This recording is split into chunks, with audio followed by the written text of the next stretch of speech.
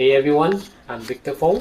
I'm a financial consultant. I'm also a father of two lovely kids.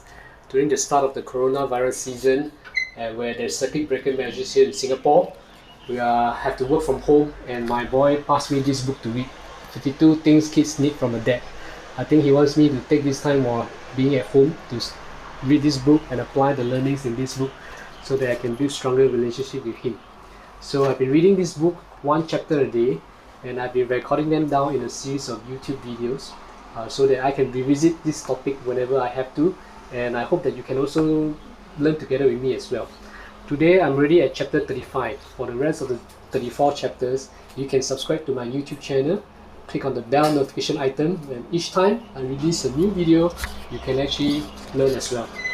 Today for chapter 35, says kids need their dad to apply the brakes on slippery slope. This chapter might not have made it past the Harvard House editors because he's about to type the word crap. Now, there he did it. Does that shock you? Probably not, because you're a big boy and you heard that word before, and so much worse. So have your kids. Now, more critical than ever is whether or not to include such a word in this book is, will you or do you allow that 4-letter word to be used in your home? You see, in his quest, or even for my quest to be the best father possible and promote godly fathering, he has asked this question of 20 veteran Christian dads whose opinion he respected, and then the few dads reluctantly had decided to tolerate the use of their word in their homes, hoping that could be the worst of it. But there are others that admitted, or some even remorsely, to use the words themselves. You see, the general consensus was that of Christian men and their leaders of their families, we need to commit ourselves and challenge our kids to be of the highest standard. That particular word may not present a moral issue, but language is an obvious way to separate who we are and what we stand for compared with the rest of the culture.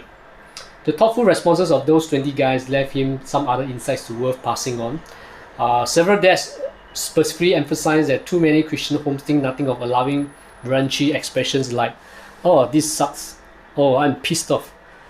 Especially disturbing is the casual use of the Lord's name as a explicit, like a coarse word or an expression of amazement. Clearly, the standards for our families cannot be the same as our children's classmates or the network television producers. Right? A trusted friend wrote, "One reason I gave up watching Extreme Home Makeover was the near-fire host use of 'oh my god' by the recipient of the new home. At couple homes, shoot and darn are not allowed because of their origin in more vulgar terms." So, in a few email responses, the author has been reminded that the beauty of the English language is to teach our kids to elevate their speech.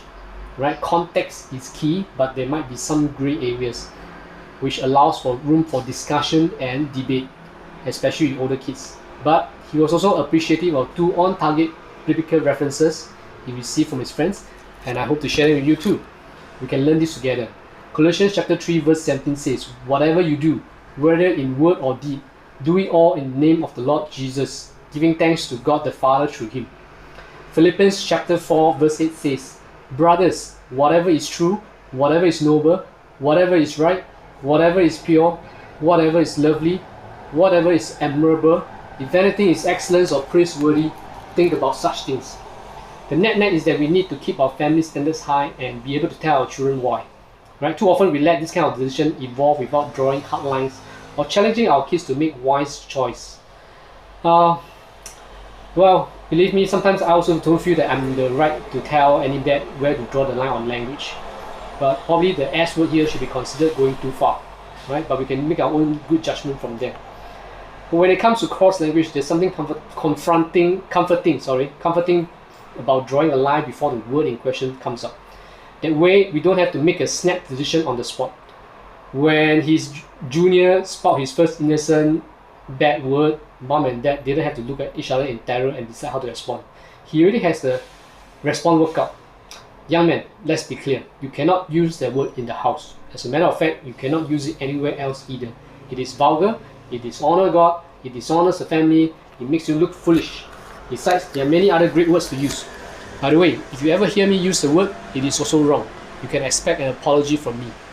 So the early stages of potty mouth may be just another slippery slope from which we need to rescue our children.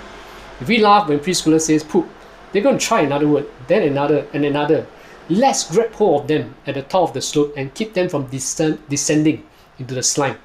With little ones, we set the standard early. With older kids, we might throw the topic out for discussion, see if we can come up with standards for our entire family, and agree to hold each other accountable. Yikes. That means you too, Dad. And me as well. So okay, by the way, if our kids are in kindergarten or younger, it will be a good time for us and our respective wives to set standards for a wide variety of issues that may seem trivial and far off in the future. But if we establish those rules early, we are way ahead of the game.